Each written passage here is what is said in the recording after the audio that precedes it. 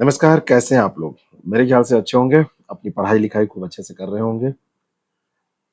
सुबह-सुबह जब आप अच्छे से अपनी पढ़ाई शुरू करते हैं, तो आपका पूरा दिन अच्छा जाता है। और सबसे बड़ी बात है कि जब आप अपने काम में लगे रहते हैं, तो किसी से कोई ईर्ष्या नहीं होती है, किसी से कोई डाह नहीं होती है। जब आप अपने काम में लगे होते हैं, तो आपको केवल ये दिखता है कि आप कैसे अपना काम अच्छे ढंग से कंप्लीट करें। और सच बात ये है कि जब आप ईमानदारी, सच्चाई के साथ अपना काम करते हैं, तो ईश्वर भी आपका साथ देता है। इंसान का जैसा विचार होता है, इंसान धीरे-धीरे वैसे ही बनता चला जाता है, ईश्वर भी उसे वैसे ही मोड़ता चला जाता है। कुछ लोगों का काम है केवल नफ़रत फैलाना, कुछ लोगों का काम है केवल आलोचना करना, कुछ लोगों का काम है केवल लोगों की कमियाँ ढूँढना। खैर हम समाज में रहते हैं तो ऐसे लोगों से भी हमारी मुलाकात होती रहेगी। लेकिन हमारे जो कर्म हैं, वो हमारे भविष्य को निर्धारित करते हैं, इसमें कोई दो राय नहीं।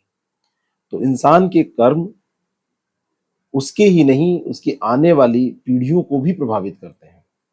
अगर आप अच्छे कर्म करते हैं, तो आपका नाम केवल कुछ समय के लिए नहीं, आगे के लिए भी होता है, आपकी पीढ़ी दर पीढ़ी उससे प्रभावित होती है। तो आप जब भी कुछ भी करें, तो ऐसा सोचें कि आगे इसका क्या मैसेज आएगा। चलिए सुबह की शुरुआत अच्छे से करते हैं। 30 सितंबर आज की तारीख है। 30 सितंबर के करंट अफेयर को डिस्कस करने से पहले 29 सितंबर की करंट अफेयर को रिवाइज करते हैं। रिवीजन बहुत ज़्यादा ज़रूरी है। रिवीजन आपने नहीं किया तो कन्फ्यूजन बहुत ज़्यादा होगा। ऑस्कर 2024 के लिए भारत की आधिकारिक प्रविष्टि film 2018 everyone is a hero ये रही है। ये किस भाषा में है? तो ये मलयालम भाषा में है। अगला सवाल है, आईसीएमआर की एक स्टडी के मुताबिक भारतीय हर दिन 8 ग्राम नमक खा रहे हैं, जो कि 3% ज़्यादा है, क्योंकि डब्ल्यूएचओ ने कहा है कि ये 5 ग्राम होना चाहिए एक स्वस्थ शरीर के लिए। दोनों बातें सही हैं। अगर आप नमक ज़्यादा लेते हैं तो आपको हाई ब्लड प्रेशर हो सकता है। हाई ब्लड प्रेशर अगर है तो और बढ़ सकता है, तो इसलिए नमक का सेवन आप उचित मात्रा में करें। खैर बिना नमक के तो कुछ होता ही नहीं है। बिना नमक के आप कुछ अच्छे से खा नहीं सकते।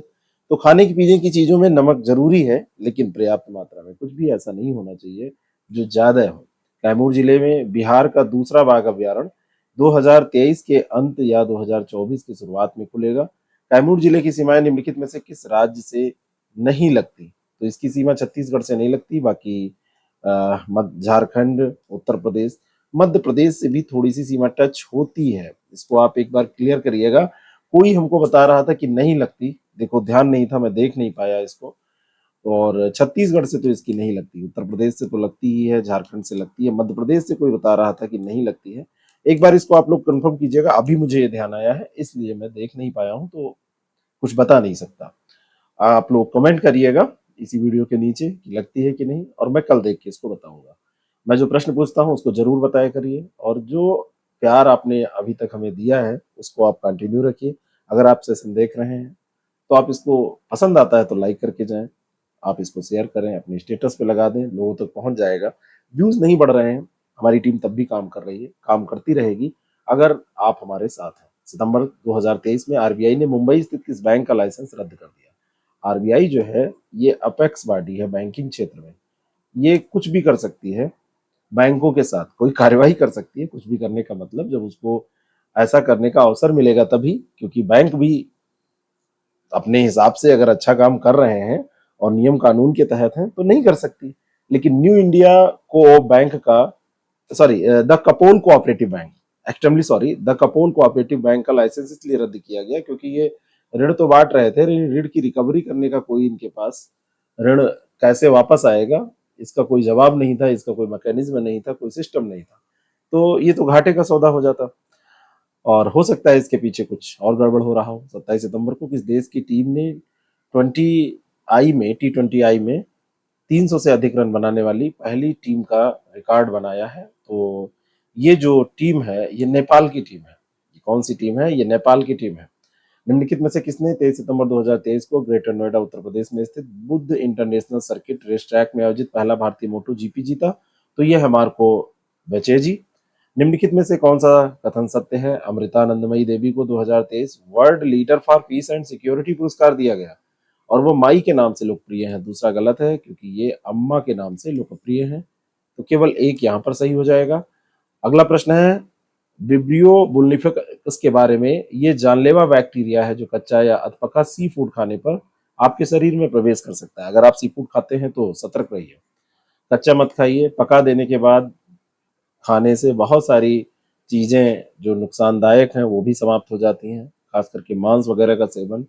कच्चा मांस खाने वाले लोग सतर्क रहें। यह बैक्टीरिया सेप्सिस, शॉक और फफोले या छाले का कारण बन सकता है। तो ये बात सही है, दोनों की दोनों बातें सही हैं, सी ऑप्शन इसका करेक्ट हो जाएगा। विश्व राइनो दिवस कब मनाया जाता है? तो ये मनाया जाता है 22 सितंबर को। बात सही है ये। विश्व राइनो दिवस कब मनाया जाता है? विश्व राइनो दिवस। अब राइनो की संख्या हमारे यहाँ मैंने आपको कल बताई थी, अब संख्या याद होनी चाहिए। तो विश्व राइनो दिवस कब मनाया जाता है? ये आपको सुमेलित करने में पूछा जा सकता है।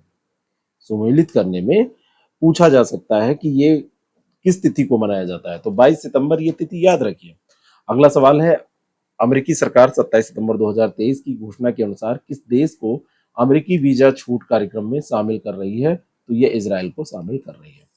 चलिए अब आगे के आज के करंट अफेयर को डिटेल में देखेंगे, क्योंकि ये करंट अफेयर जो है हमने रिवाइज किया है, तो रिवीजन शॉर्ट में ही ठीक है। लेकिन आगे के करंट अफेयर को शुरू करते हैं। 30 सितंबर आज की तारीख है, तो 30 सितंबर के करंट अफेयर को हम डिटेल में देखते हैं। 28 सितंबर को मनाए गए 17वें विश्व रेबीज दिवस के संबंध में सत्य कथन यहाँ पर पूछा जा रहा है।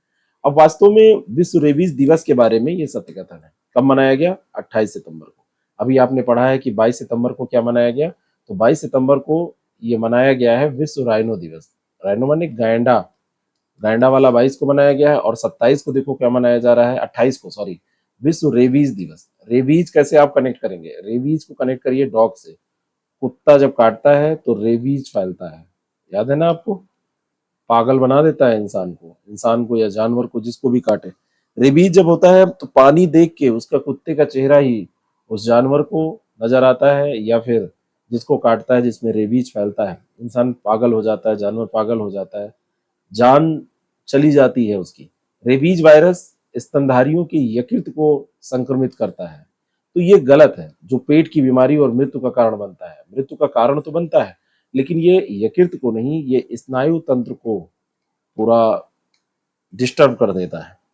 और लुई पास्चर की पुण्यतिथि के रूप में इसको मनाया जाता है, क्योंकि रेबीज का टीका इन्होंने, लुई पास्चर, ये प्रश्न पूछा जाता है, रेबीज का टीका किसने बनाया था, डेवलप किया था?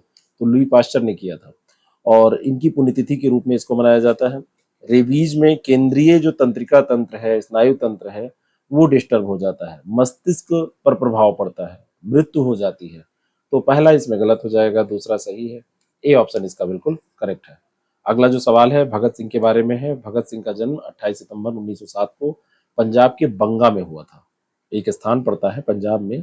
और अभी हम 116वीं इनकी जयंती मना रहे हैं 2023 में। 2023 में 116वीं जयंती मना रहे हैं। पंजाब में एक स्थान पड़ता है बंगा। 23 साल की उम्र में आज़ादी के लिए अपना जीवन इन्होंने बलिदान कर दिया। भगत सिंह युवाओं के लिए हमेशा प्रेरणा स्रोत रहे हैं और आगे रहेंगे। बंगा ये जगह है, ये स्थान है जहाँ पर इनका जन्म हुआ था। मार्क्सवाद से बहुत ज़्यादा प्रभावित थे। व्लादिमीर लेनिन और मिखाइल बाकुनिन इनके लेखन से बहुत ज्यादा प्रभावित थे। भगत सिंह, राजगुरु और सुखदेव को 23 मार्च को श्रद्धांजलि देने के लिए शहीद दिवस मनाया जाता है। 23 मार्च, 23 मार्च को क्या होता है? शहीद दिवस होता है, शहीद दिवस। 28 सितंबर को ये भगत सिंह का जन्म हुआ था, तो 28 सितंबर को तो इनका जन्म दिवस हो गया। 1929 की बात है। 1929 में भगत सिंह और बुटकेश्वर दत्त ने, ये अप्रैल की बात है, भगत सिंह, और यहाँ पर ये नाम गलत दिए हैं, राजगुरु और सुखदेव को हटाइए, बुटकेश्वर दत्त। भगत सिंह और बुटकेश्वर दत्त ने क्या किया था? सेंट्रल असेंबली में बम फेंका था। और 23 मार्च 1931 को लाहौर संयंत्र मामला हुआ था, जिसमें भगत सिंह, राजगुरु और सुखदेव थे। तो राजगुरु, भगत सिंह और सुखदेव ये लाहौर वाले मामले में थे। लाहौर जो षड्यंत्र केस है, इसमें ये थे। लाहौर षड्यंत्र केस में ये लोग थे। तो दूसरा गलत दिया है, पहला सही है। तो केवल बी इसका सही उत्तर हो जाएगा। अगला जो सवाल है, national intelligent grid, net grid की स्थापना कब हुई थी? हुआ ये है, अभी पीयूष गोयल, ये 1994 बैच के आईएएस अधिकारी हैं, इनको नेट ग्रिड के कार्यकारी अधिकारी के रूप में और कार्यकाल बढ़ा के सेवा का अवसर दिया गया है, यानी कि इनका कार्यकाल बढ़ा दिया गया है। Net grid, national net grid, जो नेट ग्रिड है, नेशनल इंटेलिजेंस ग्रिड इसको बोलते हैं, ऐसे लिखते हैं नेट ग्रिड। तो ये नेशनल इंटेलिजेंस ग्रिड है। तो नेशनल इंटेलिजेंस ग्रिड का 2008 में 2008 में मुंबई हमलों के बाद में एक परिकल्पना की गई, तो इसका शुभारंभ किया गया।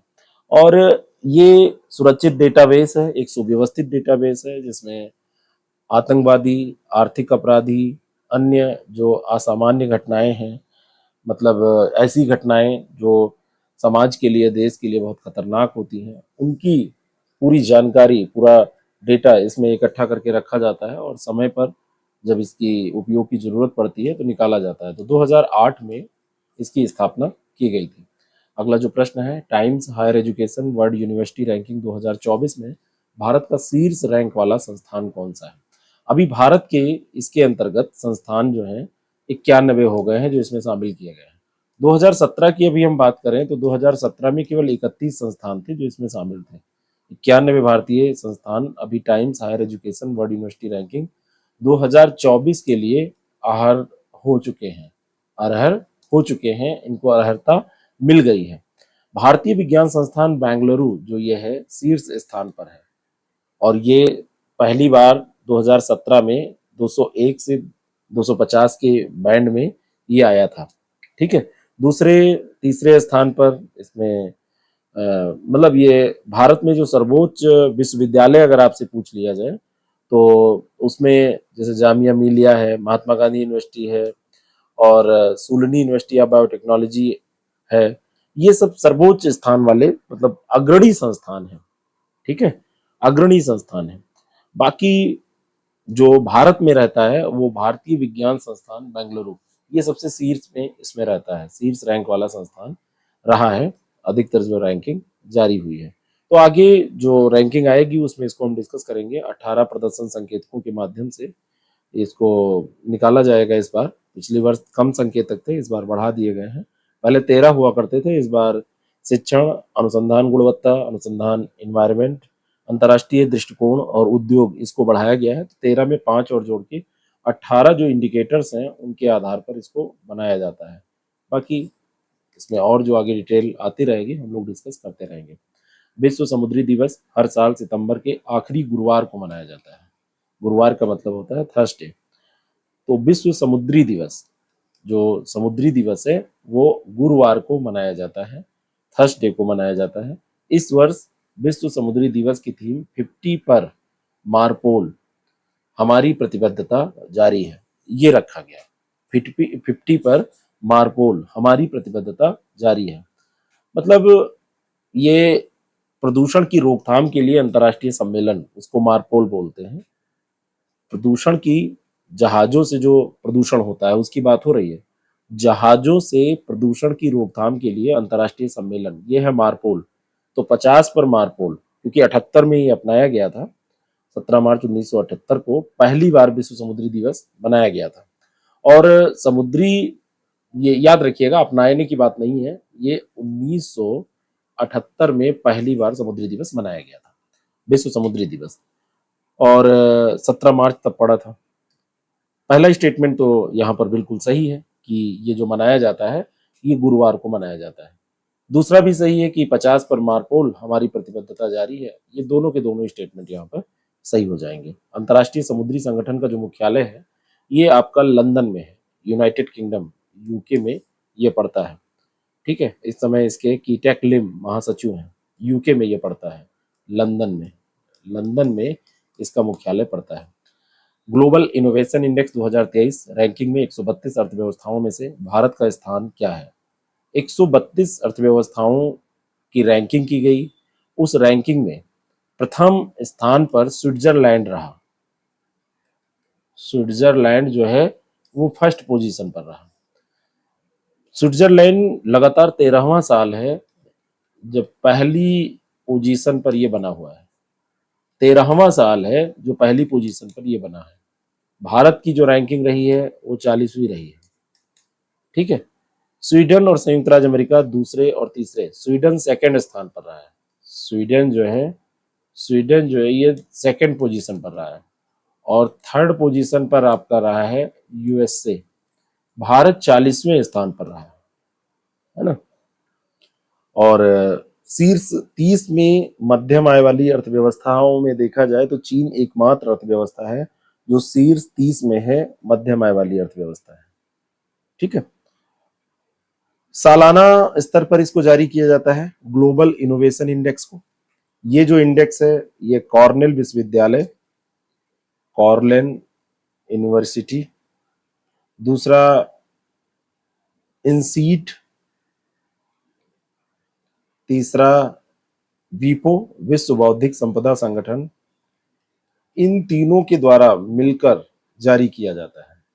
ये तीनों मिलकर इसको जारी करते हैं। ठीक है। इन तीनों के द्वारा इसको मिलकर जारी किया जाता है, इसी के द्वारा प्रकाशित किया जाता है।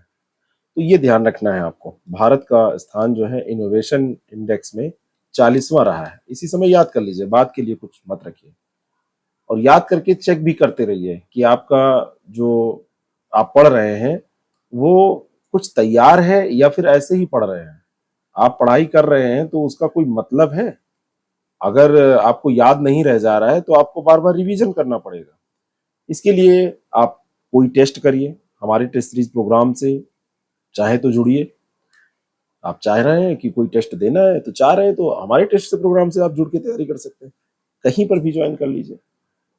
चेक करते रहिए कि आपकी जो चाहत है वो पूरी होने वाली है कि नहीं।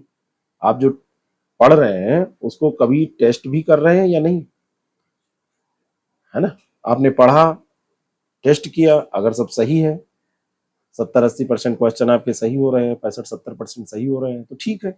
नहीं हो रहे हैं तो आप उसको सोचिए क्यों नहीं सही हो रहे हैं, कमियों को दूर करिए, लेकिन टेस्ट जरूर कीजिएगा, केवल पढ़ते मत रहिएगा। एम.एस. स्वामीनाथन का 98 वर्ष की आयु में निधन हो गया। वो किस रूप में प्रसिद्ध थे? एक हीरा खो दिया हमने, कृषि क्षेत्र का एक हीरा खो दिया। मनकोम्बी संबाशिवम स्वामीनाथन, जिनको एम.एस. स्वामीनाथन के नाम से जाना जाता था, 98 वर्ष की आयु में निधन हुआ है। जाना तो हमेशा जाएगा। हरित क्रांति जो हमारे यहाँ सफल हुई 1960 और 1970 के दशक में, तो इन्हीं के कारण, आप कह सकते हैं इनकी नीतियों के कारण, हरित क्रांति के जनक के तौर पर तभी ये जाने जाते हैं। आर्थिक परिस्थितिकी के जनक भी जाने जाते हैं, कृषि वैज्ञानिक के तौर पर भी जाने जाते हैं। कुछ भी आप कहिए, सब कुछ ये थे। रेमन मैग्सेसे पुरस्कार इनको मिला, अल्बर्ट आइंस्टीन विश्व विज्ञान पुरस्कार इनको मिला, लाल बहादुर शास्त्री राष्ट्रीय पुरस्कार, इंदिरा गांधी पुरस्कार, फिरोदिया पुरस्कार, ये सब इनको मिला। कृषि मंत्रालय के प्रमुख सचिव के रूप में भी इन्होंने कार्य किया। किसान आयोग जो राष्ट्रीय स्तर पर 2004 में बना था, उसके अध्यक्ष भी ये रहे। अंतर्राष्ट्रीय प्रकृति और प्राकृतिक संसाधनों के संरक्षण संघ के भी अध्यक्ष रहे 1988 में। इनकी लड़की का नाम क्या है? वो भी कोई छोटी मोटी नहीं है। क्या नाम है उनका? छोटी मोटी कोई शख्स नहीं है वो। तो वो भी चर्चा में रही है पिछले 2 सालों में। आप देखिए कितनी बार चर्चा में आपने उनका नाम सुना होगा। तो उनका नाम जरा टाइप कीजिएगा, बताइएगा मुझे। देखिए, पूरा ये एग्जाम जो है ये गेम ऑफ अवेयरनेस है, गेम ऑफ स्ट्रेटेजी है। ज्यादा पढ़ना कम पढ़ना वो बहुत कुछ मायने नहीं रखता। आप तैयारी में पढ़ते क्या हैं और कैसे पढ़ते हैं ये मायने रखता है। कैसी चीजों को आप एग्जामिनेशन हॉल में जब क्वेश्चन कर रहे होते हैं तो कैसे सॉल्व करते हैं, चीजों को कैसे टैकल करते हैं, ये कोई चीज कैसे आपके सामने आती है तो उससे घबरा जाते हैं या फिर आप उसका आंसर निकाल पाते हैं। कल कोई कमेंट कर रहा था कि डेली 30 के बनाए गए नोट जब पढ़ता हूं तो अभी भी याद आती है। डेली 30 चीज ही ऐसी है। डेली 30 क्वेश्चन रोज हम लोग डिस्कस करते थे, ऐसी ही चीज है। लेकिन मैं आपको बताऊं, एक बहुत मजे की बात बताने जा रहा हूं। जब पढ़ाई की वीडियो में डालता हूं ना, जैसे यही वीडियो है, इसको देखने वाला कोई नहीं मिलता है। और जब न्यूज की वीडियो डालो जो पूरी दुनिया करती है तो सब लोग देखते हैं। सबसे कम न्यूज की वीडियो में डालता हूँ, और एक से एक महान ज्ञानी आएंगे, उसमें अपने ज्ञान दिखाएंगे और एक कोर्स बेचने के लिए आ गए। अरे गर्व के साथ उसको हम बेचते हैं क्योंकि वो हम बेचने लायक हो गए हैं तो बेच रहे हैं। आपको उसको खरीदना हो खरीदिए, नहीं हमारी टीम है उसका खर्चा निकालना है तो हम बेचेंगे। हर व्यक्ति अपने को बेच रहा है, राजनेता भी अपने भाषण को बेच रहा है। आप नौकरी पा जाएंगे तो अपनी दिन भर की जो मेहनत है उसको बेचेंगे। एक मजदूर अपने दिन भर की शारीरिक श्रम को बेचता है, एक आईटी वर्कर अपने मानसिक श्रम को बेचता है। आपके माँ बाप ने भी कुछ बेचा होगा तभी आपको पढ़ा लिखा रहे हैं। तो ऐसे जब शब्द को यूज करता है तो बड़ा अजीब भी लगता है कि ये किस जाहिल व्यक्ति से मुलाकात हो गई। लेकिन अगर पढ़ने वाले वीडियो आप देखें, अब देखिए आजकल का समय क्या है, पढ़ाई में जो डांस करके, जो चुटकुला सुना के, जो आपको हंसाए, वो वीडियो देखेंगे तो उसका आप सोचिए कि स्तर क्या रह गया। पढ़ने पढ़ाने के लिए थोड़ा सा गंभीर होना पड़ता है। कौन कहता है पढ़ाई बड़ी मजेदार होती है? मजेदार वगैरह नहीं होती है, ये सब आपसे झूठ बोलते हैं। ये केवल बेवकूफ बनाने की बात है, मजेदार नहीं होती। पढ़ाई मजेदार हो जाएगी तो सारे लोग पढ़ लेंगे। सारे लोग कहाँ पढ़ पाते हैं, बहुत कम पढ़ते हैं अभी। तो थोड़ा सा मेहनत करिए, और ये डांस वगैरह और चुटकुले बाद में सुन लीजिएगा, नहीं तो आपकी जिंदगी में भी कोई चुटकुले बनाएगा। तो पढ़ने वाले वीडियो चलते नहीं है। अन्य कोई वीडियो डालो जिसपे कुछ सीट्स की बात करो या एग्जाम डेट की, तुरंत चलते हैं, उसमें कुछ ज्ञानी पुरुष आ जाते हैं। उन ज्ञानी पुरुषों से मेरा यही एक खैर वो निवेदन करने लायक तो है नहीं, लेकिन सुझाव जरूर है कि वो सब बेचारे थोड़ा सा पढ़ लिख लें। उनके माँ बाप की जो बेची हुई रकम है, जो अपने को, अपने शरीर को काट के बेच के, मेहनत क्या है, शरीर को काटना, उसको बेचना, फिर आपके लिए पैसे भेजना, या आप खुद नौकरी कर रहे होंगे तो खुद को बेच रहे हैं। तो थोड़ा सा अपनी जबान पे कंट्रोल रखें और थोड़ा सा पढ़ाई लिखाई वाले वीडियो देखा करें। काबोम्बा फुरकुटा विदेशी पौधा एक आक्रामक प्रजाति का पौधा है। इसका नाम याद रखिएगा, बड़ा आक्रामक है, और जो कि कोले वेटलैंड्स के लिए बड़ा खतरा है। कोले वेटलैंड्स कहाँ है? भारत के केरल में त्रिशूर और मल्लपुरम जिलों में ये स्थित है। दोनों चेक करिए। ये आक्रामक प्रजाति वो प्रजाति होती है कि अगर वो आ गई तो आसपास के जो हमारे देशज पौधे हैं उनको भी नष्ट कर देती है। उनको हो सकता है कि ये पोषक तत्व न मिलने दे, हो सकता है कि उनका पुष्पन न होने दे, उनका आगे बीज न बन पाए, कुछ भी ना हो, समाप्त ही कर देती है, हड़प लेती है उनके पोषक तत्वों को, उनकी जमीन पे कब्जा कर लेती है। तो आक्रामक प्रजाति है ये काबोम्बा परकुटा, और ये कोले वेटलैंड में, भारत में जो कोले वेटलैंड है वहां पर आर्द्रभूमि है, उसको नुकसान पहुंचा रही है। कोले वेटलैंड मतलब आर्द्रभूमि है। तो ये त्रिशूर और मल्लपुरम जिलों, दोनों बातें यहाँ पर सही हैं। सी ऑप्शन इसका बिल्कुल करेक्ट हो जाएगा। ठीक है। हाल ही में चर्चा में रही न्यायमूर्ति गीता मित्तल समिति का संबंध किस राज्य से है? सुप्रीम कोर्ट ने अभी एक टिप्पणी की कि उसका मणिपुर प्रशासन चलाने का इरादा नहीं है, और वह जम्मू कश्मीर उच्च न्यायालय की पूर्व मुख्य न्यायाधीश गीता मित्तल की अध्यक्षता वाली अदालत द्वारा नियुक्त समिति पर भरोसा करता है। तो ये समिति चर्चा में आ गई। ये समिति मणिपुर पे इसको गठित किया गया है। मणिपुर सरकार, मणिपुर में जो राहत और पुनर्वास प्रयासों की निगरानी के लिए सर्वोच्च न्यायालय ने, भाई मणिपुर सरकार क्या कर रही है इसकी निगरानी करने के लिए सर्वोच्च न्यायालय के द्वारा गीता मित्तल समिति की स्थापना की गई है। किसने? सुप्रीम कोर्ट, माननीय उच्चतम न्यायालय ने इसको किया है ना। और पी जोशी और आशा मेनन, ये दो लोग इसमें और हैं। एक इसमें पी जोशी है और दूसरा जो नाम है वो आशा मेनन है, ये भी है इसमें। तो ये मणिपुर से ये संबंधित है समिति। जातीय संघर्ष से विस्थापित जो लोग हैं उनकी उनको कैसे पुनर्वास उनका कैसे किया जाए, ये सारी चीजें। अगला जो प्रश्न है, गोवर्धन पहल के संदर्भ में सत्य कथन आपको चुनना है। जल शक्ति मंत्रालय के गोवर्धन एकीकृत पंजीकरण पोर्टल लॉन्च किया है। जल शक्ति मंत्रालय ने, यहाँ पर होना चाहिए, ने गोवर्धन एकीकृत पंजीकरण पोर्टल लॉन्च किया है। अब पहले चेक करिए कि ये जो गोवर्धन योजना है जल शक्ति मंत्रालय की होगी कि नहीं होगी।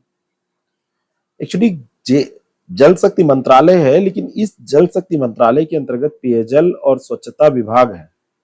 उसने क्या किया है, संपीड़ित बायोगैस सीबीजी और बायोगैस संयंत्रों के पंजीकरण के लिए गोवर्धन एकीकृत पंजीकरण पोर्टल लॉन्च किया है। तो ये सही है।